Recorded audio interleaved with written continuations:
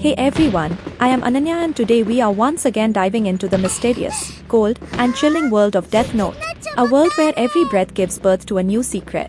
If you noticed in the last episode, the story has now reached a point where the line between truth and lies has become blurred. So without wasting any more time, let's begin Death Note Chapter 9, The Cold Winter Night. Death Note Chapter 9 opens on a cold winter night, where snow is gently falling over the city. A girl is standing alone on a flyover, the wind brushing against her face. There is anger burning in her eyes, but behind it lies an unspeakable sorrow. She whispers to herself. Rai is not dead, he was killed by Kira. Her voice trembles, and she turns around, disappearing suddenly into the snow. The frame slowly shifts to L, who begins to speak in his calm yet intense voice. If Kira can control his victims' actions before they die, then for him to get the file sent to all 12 of them and then kill them afterward, it means something crucial. All 12 FBI agents who were killed had files containing photographs of the others involved in the mission. Kira must have seen one agent's file, made him send it to all the others, and then killed him. In that FBI case, the agent Kira had direct contact with was among those who were supposed to receive the file. That means Kira needed to know all their faces before he could act. So the key isn't the exact time of their deaths, it's the order in which they received the file. The scene shifts to Light's home, where the entire Yagami family is sitting together at the dinner table. Light's father clears his throat and begins the conversation. Soichiro says, "Why the meeting? We are not celebrating anything new, are we? It's not even New Year's yet." Their mother softly interrupts, "Be quiet, Sayu." Sayu looks at her father with wide eyes and says, "Wow, I guess I kind of knew. But still, you are amazing, Dad." Soichiro looks serious and replies, "I'm in charge of the special task force that's investigating the Kira case." He pauses for a moment before continuing, "There's no point in hiding it, as you'll find out eventually anyway. So I'm telling you this now. But that isn't what I wanted to tell you. 12 FBI agents were sent here to Japan yesterday to track down Kira. All 12 of them were found dead." Light says, "You mean they were killed by Kira?" "What?" Sayu responds in disbelief. Vatari continues, "In other words, anyone who tries to apprehend Kira may be killed. Morale is low. A lot of my detectives are quitting the case. And who can blame them? They fear for their lives. I can't force them to stay on when we're dealing with such a cruel and heartless murderer." Sayu quickly speaks up, "Then you quit too, Dad. What if he tries to kill you?" Their mother adds with concern, "She's right. Your life is more important than your career. All you have to do is resign." "No. I'm seeing this case through to the end. I will not succumb to evil," Sayu says softly, "Dad." Vatari's wife adds with concern, "Dear." Light sits silently, his head lowered. For a moment, the room falls quiet. Then he slowly rises to his feet and looks at his father. "I'm proud of you, Dad. You're absolutely right. If anything happens to you, Dad." A cold determination settles over the room as Light stands abruptly. The words leave him like a vow carved in ice. "I'll see that Kira gets the death penalty, I swear it." He moves away from the table, his footsteps heavy. The door shuts with a hard, echoing slam that seems to push the warmth from the air. Light walks away and slams the door hard. A single voice calls after him, small and surprised, pulling every eye to the doorway. "Mother." "Light." The family turns as one. Light does not look back. He begins to climb the stairs, each step a quiet retreat into the resolve that sits under his calm. Everyone turns toward the door. Light begins to climb the stairs. Ryuk speaks from behind. From the shadows of the stairwell, Ryuk comments with lazy amusement, his tone like a dry wind in a graveyard. "Ryuk. That was worth an Academy Award." Light keeps going, not pausing, answering without a backward glance. His voice is steady, almost casual, but it carries the cold weight of what he means. "Light. Gotta hand it to you, you amazed me yesterday to the way you killed those FBI agents." A cut. The city swallows light and warmth and the scene opens underground where the human tide presses against the platform edges. The fluorescent lights hum, distant and clinical. Scene shift. Shinjuku Station underground. Light stands in the dark fringe, watching faces flow past like anonymous targets. His silhouette is a shadow among shadows. The platform is packed with humans. Light stands in the shadows watching the crowd. He scans the crowd with the unsettling calm of someone who calculates consequences like clockwork. "Light. Wow, this is a lot of humans, you gonna do it here?" A voice answers, smooth, confident. It lays out the cold experiments of a mind that treats death like a laboratory result. "Kira." I have been doing a lot of research and experiments the past 6 days now. You will see the results. Light reacts with a single word, curiosity folded into disbelief. Light. Experiments. The explanation follows, clinical and precise, revealing a method that turns intention into execution through paper and name. Kira. Aha, I used the death note on a bunch of local criminals to test different ways of killing them. If I write the cause of death details first and then write a name later, the person dies that way. Light shows a flicker of surprise, information landing and rearranging his plan. Light. I did not even know that. Footsteps cross the platform. Rai appears, moving through the crowd unaware of the trap tightening around him. Rai walks into view. Light spots him and moves quietly, hiding behind his jacket. Light narrows the distance, a predator folding the last measure of space between them. Light. There he is. He falls into step behind Rai, careful, precise. Then he moves in front and blocks the path as if the world has shifted to place them alone. Light follows Rai at a distance, then steps closer and blocks his path. The line is a blade. Light delivers it without mercy, a thread that carries the finality of a judge's gavel. Light. Rai PNBR, if you turn around I will kill you. He doubles down, a whisper that feels like a drop of ice in the ear. Light. I am Kira, if you turn around or put your hands in your pockets or do anything else I will kill you instantly. Rai freezes. The crowd blurs into a wall of sound. Recognition and dread cross his face like a shadow passing over sun. Rai freezes, his expression changes. His breath catches. The voice rings a bell somewhere in his memory, a chill of familiarity that refuses to fade. Rai. Oh my god, this voice, though I have heard it before. Light steps closer, the city's noise folding around them until only the scrape of footsteps and the hum of the station remain. He fixes his gaze on Rai as if reading the lines of fate itself, calm like a man who has rehearsed this moment 1,000 times. First, I am going to prove to you that I am really Kira. He points toward a nearby coffee shop with slow, deliberate motion, as if indicating the final piece of a demonstration. See that coffee shop over there, the man with glasses at the front, the employee will die in 2 minutes. Rai's panic flares before his words can form. He stumbles between disbelief and the urge to stop what is coming. You cannot stop me. Light does not waver. His voice is flat, like a verdict already delivered. But that man raped several women and could not be prosecuted because of insufficient evidence. He was a menace to society and deserved to be punished. There is no plea in Light's look, only a cold justification that feels like ice closing over a wound. It is too bad, but I figured at least one demonstration would make you believe me. He narrows his eyes, as if explaining a simple rule of the world to a child. I expect you have heard this from else, so you probably know it already, but I cannot kill someone unless I know what they look like. Rai swallows. The seconds thin into a wire.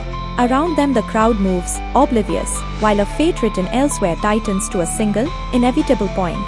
A cold, controlled smile crosses Light's face as he steps closer. The station noise fades away until only his voice and the hum of the crowd remain. But that also means I can kill every one of the people we see around us here. If you'd like to make a request, go ahead. I'll kill them for you. Rai's hands tremble. He swallows, the words catching in his throat. Stop, that was enough. I believe you. Light's voice softens with cruel calculation. He studies Rai as if weighing a life like an object. Of course, I suppose losing someone you love would be much harder for you than seeing strangers die. Well, guess WHO I've taken hostage. Shock flares across Rai's face. You've taken her hostage? Light inclines his head, steady and unbending. That's right, I've been studying you. And if you do anything even slightly different from what I tell you, I will kill her and your entire family as well. And you too. Of course. Rai blinks, frantic and trying to buy time. Alright, what do you want me to do? Light reaches into an envelope and passes it forward with measured calm. You have your laptop with you, correct? Does it contain a file with all the FBI agents in Japan? Rai forces brightness into his voice, masking panic. I always carry my laptop around with me. Yes. But I don't have any such file.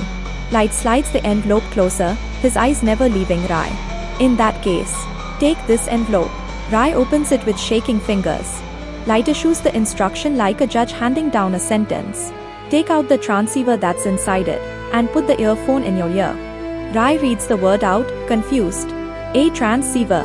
Light explains with a clinical edge, like someone describing a tool for use in an experiment.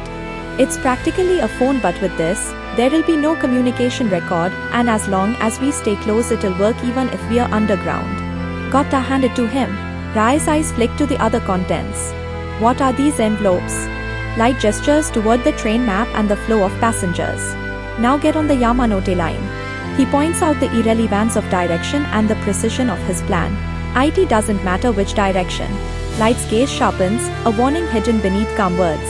I'll be watching you from close by. Keep your eyes forward on one point only, the same goes for once you are on the train. He lays down the rules like a cold law. Don't ever forget that I can kill you at any time. Rai looks around for a seat with a desperate hope. Take a corner seat by the door. Light's voice is blunt, final. If both corner seats are taken, wait until they are free. Then Light moves to the critical test, the trap within the instructions. Now for a question. If your answer differs significantly from what I expect to hear, the woman you love is dead. He leans in so the words land like a stone. How many FBI agents are in Japan and how are they organized? Answer in a low voice. Into the transceiver. Rai forces his voice low, trusting hope over certainty. I heard it's 4 teams. A total of 12 agents. Light nods once, satisfied, then gives the next order. All right now. Call. Let's see, call someone. WHO has a lower rank than you, using your cell phone. Rai fumbles for his phone, obeying. Make sure I can hear the conversation over the transceiver. Light's tone brokes no argument. Tell him you want to know the names and faces of all the agents in Japan on this mission, and to send a file containing these to your computer right away. He adds the lethal caveat without emotion. If I hear anything other than that, you will be killed. Rai forces himself to speak into the phone, voice shaking but clear. This is Rai. Hi, what's going on? I need to know the names and faces of everyone in Japan on this mission. Send me the file as an email attachment. Light stands a short distance away, watching Rai's face while he speaks. Ha! You'll have to ask the chief. Rai.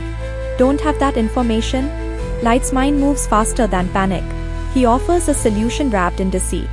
Say there's some kind of glitch between the chief's computer and yours. And you couldn't open an email attachment he sent you before. Say it's faster if it goes through someone else's computer first. The train jerks into motion, speed pressing the world into a narrow tunnel. The train is moving very fast. Rai's eyes flick to the small envelopes in front of him.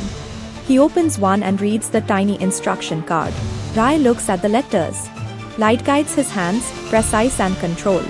Inside the envelope you'll find a ballpoint pen and 5 smaller envelopes. Take them all out. Rai obeys, breath shallow. All 5 of the envelopes are sealed but Light shows him the front of each one, the small slot that makes everything possible. There are open slots on the front, see them? Rai's voice cracks between shock and disbelief. What the heck? The air inside the train feels heavy. Every sound, every heartbeat, echoes like a countdown. Rai's trembling fingers hold the photographs, his breath uneven as Light's calm voice cuts through the silence. Look at the photograph of each agent in the file you just received and then write his or her name in one of the slots. Make sure each name is spelled correctly. If I find out any of the names are misspelled, you know what'll happen. Rai's eyes move rapidly over the faces. He swallows hard and nods to himself. Do not get off the train until you have finished writing every name. Light's words echo like a command from something greater than human. If you follow these instructions carefully, I guarantee that the woman and your family at least will not be touched. Rai's voice breaks as he whispers under his breath. At least so he's going to kill all the agents. Writing down their names. Then it's gotta be. He looks out the window, the reflection of his face pale and frightened. But damn, I'm dealing with a cold-blooded killer here. If I don't obey his instructions. He exhales slowly, trying to steady his hand. For now I'll just have to do what he says. If all he has are their names, he can't kill them. His thoughts flicker with desperate hope. I guess I just have to pray that someone picks up the transceiver's transmissions by chance. He shakes his head, realizing the futility. But this isn't even a proper radio. Just a cheap transceiver. And we are inside a moving train. Then Light's voice returns, calm and merciless.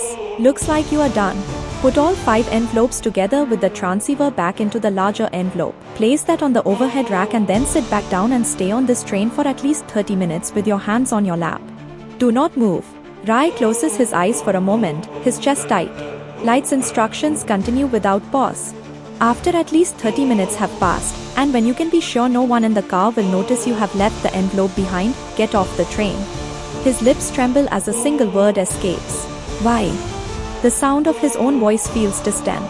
He grips the edge of the seat. Why can't I remember whose voice this is? The train slows. The crowd begins to stand, footsteps echoing down the platform. Rai rises weakly, moving forward with heavy steps, confusion clouding his mind. Then everyone was getting out of the train. Then he stands and starts to head ahead. Damn Kira. He grips his chest suddenly, a wave of sharp pain tearing through him.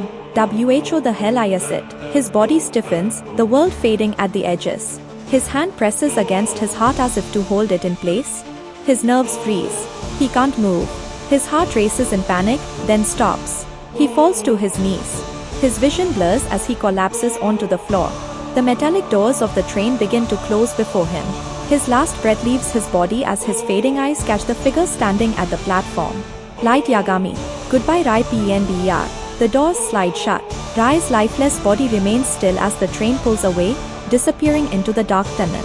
The scene fades. The next frame opens with Light in his room, reading with calm satisfaction. Now all the FBI agents have acted the same way and died of heart attacks after receiving the file. His eyes trace the list before him. But the order they died and the order they received the files were totally random. Light flips through the pages. Names and times fill the notebook. Yonegor Naomi. Heart attack. Dies at 3:05 p.m. on 27 December 2003. Rai Penba. Heart attack. Passes in front of the Kafil coffee shop in Shingoku Station Underground at 3 p.m. on 27 December 2003. Carrying his laptop computer, boards a train on the Yamanote line. Dies 3 seconds after getting off the train. He smirks, reading the rest quietly to himself. Freddie Gunter. Arire Weekwood. Leon Zapak. Tours Denote. Ale Finderem. Best Skelet. The scene changes again. A dark room, monitors flickering with reports. L speaks, his tone analytical, calm yet heavy with thought. Thank you, Director. With your computer records and information from the NPA, I've been able to work out the order they received the files, and the order they were killed. L's fingers tap on the table as his voice continues. Kira, I'm sure you controlled this as much as you could. But if my deduction is correct, the order in which these agents received the file is an important clue. You were in touch with one of the first ones. WHO got it. His gaze shifts slightly, thoughtful yet unyielding. The camera pans to a reflection in the glass. Inside a lonely train, a single girl rides through the empty city. The sound of the wheels fades beneath the low hum of light and shadow. And as the frame darkens, the story closes with quiet finality. The beginning of the end had already been written. And Kira was only getting started.